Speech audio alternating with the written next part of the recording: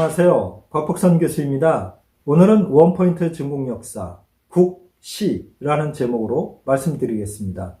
국시, 그러니까 약간 낯서시죠? 이 나라 국자에 오를 시자입니다. 그래서 국가를 다스리는 통치 이념을 국시라고 합니다. 우리도 박정희 대통령 시절에 우리나라의 국시가 반공이었습니다. 지금은 아마 자유민주주의 남북 통일이 국시쯤 될 걸로 보여집니다. 중국 왕조 중에 이 국시 논쟁이 붙었고 가장 이 국시를 중시했던 왕조, 그러면 송왕조를 들 수 있습니다. 이 송왕조는 5대 19개 혼란기를 끝냈던 조광윤이 세웠는데요. 이 조광윤은 원래부터 무장이었지만 문치를 주장했던 사람입니다. 그래서 송왕조 전체를 놓고 보면 국가의 통치 이념은 문치였다고 할 수 있습니다. 그러나 그 내용을 조금 자세히 살펴보면 국시의 내용이 매 황제 때마다 변화를 겪었습니다. 조광윤은 본인이 국가를 통일하고 나서 그 당시 요나라가 차지하고 있던 연운 16주, 이 연운 16주는 지도에서 보시듯이 북경 일대의 아주 광대한 지역입니다. 이 지역은 5대 10국 중에 주요 왕조 중에 하나였던 후진을 세웠던 석경당이 본인이 황제가 되기 위해서 거란족이 세운 요나라로부터 군대를 빌려오면서 그 대가로 그 땅을 주었던 것입니다. 연운 16주는 대대로 춘추 전국시대 그리고 진나라 이후에 모든 왕조의 땅이었습니다. 그런데 이민족인 거란족에게 주었던 것입니다. 그래서 송나라를 통일했던 조광윤이 당연히 연운 16주를 찾아와야 되는데 그 당시 송나라 내정을 살피느라고 정신이 없었기 때문에 그는 요나라와 화해책을 썼습니다. 그러나 그의 동생인 송태종 조광인은 달랐습니다. 형이 죽고 나서 황제에 오른 조광인은 바로 연운 16주를 찾아오겠다는 정책을 폈고 요나라와 여러 번 전쟁을 했지만 결국 찾지 못했습니다.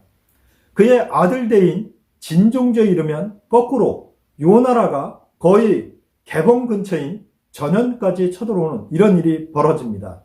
그때 구준이라는 명재상이 나타나서 그것을 막았을 뿐만 아니라 사실은 북벌을 해서 연운 16주를 찾을 수 있는 기회가 왔음에도 불구하고 전쟁을 싫어했던 진종은 결국 전현지명이라는 치욕적인 조약을 맺으면서 요나라와 화평관계를 유지했습니다. 그런 상태가 한 100여 년 정도 지속됐는데요. 그 사이에 대외적으로는 화평을 유지한다는 국시를 갖고 있었지만 그러나 신종조에 이르러서 여러분이 잘 아시는 왕안석이 재상으로 집권하면서 신종이 국시를 바꿉니다. 이 대외적인 국시는 그대로 놔뒀지만 대내적인 국시는 개혁을 통해서 정치를 개혁하고 경제를 발전시키고 군대를 강성하게 해서 언젠가는 연운 16주를 찾겠다.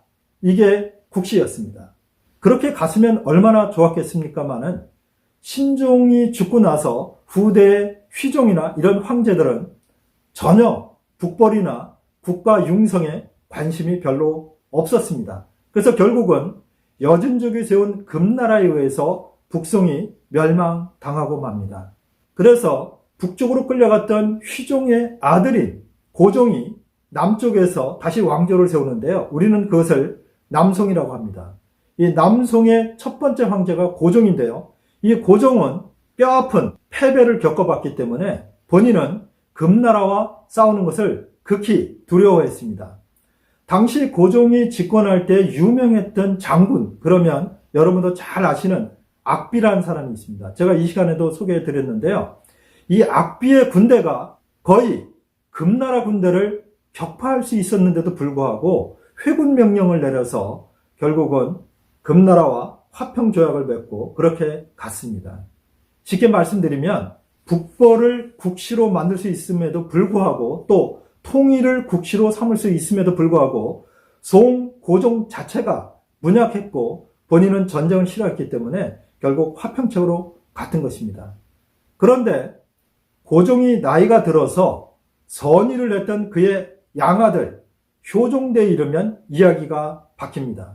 효종은 38살의 나이에 제2에 올라가는데요. 그는 당시에 태상황으로 고종이 있었기 때문에 공개적으로 화평책을 깨지는 않았지만 주자를 비롯한 신유학자들을 기용하면서 개혁 정책에 드라이브를 걸었고, 이 신유학자들의 주장은 국력을 강하게 해서 잃어버린 북쪽의 땅을 찾자였습니다. 쉽게 말씀드리면 통일이 국시로 변한 것입니다.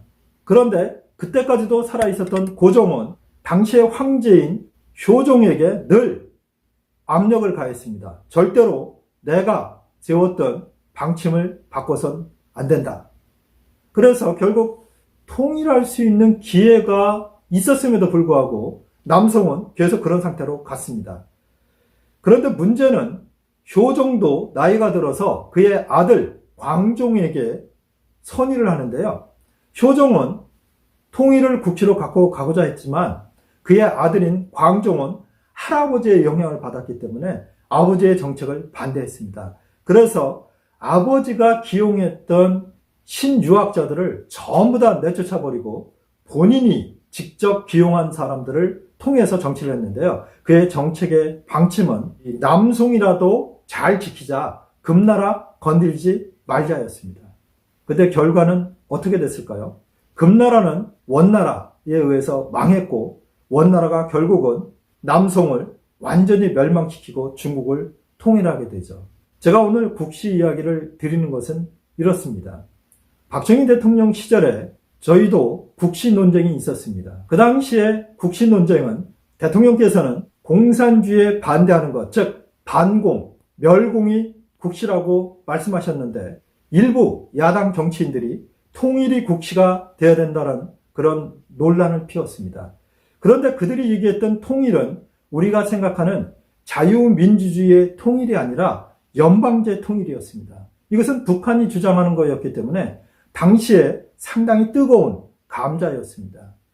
이 국시라는 것은 국가를 다스리는 통치 이념이기 때문에 우리가 알던 모르던 이 국시는 어느 왕족, 어느 정권, 어느 나라를 막론하고 모두 있는 것입니다.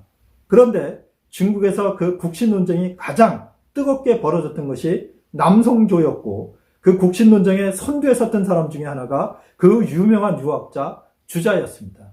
주자는 개혁 정치를 통해서 국가를 강성하게 하고 그 힘을 바탕으로 잃어버린 영토를 찾아서 전국을 통일하자, 이게 그의 주장이었고, 그 주장을 높이 샀던 효종이 그 국시를 그렇게 정했지만 효종의 아버지 그리고 효종의 아들은 문약한 사람들이었고 실제로 통일을 반대했던 사람들이었기 때문에 결국 남송은 몰락의 길을 갈 수밖에 없었습니다. 이것을 보면서 지금 남북이 갈라진 우리나라의 상황 속에서 국시가 무엇이 되어야 하느냐, 이렇게 만약에 저에게 물으신다면 저는 자유민주주의를 통해서 그리고 경제 발전을 통해서 북한을 저희가 흡수 통일해야 된다고 저는 그렇게 보고 있습니다.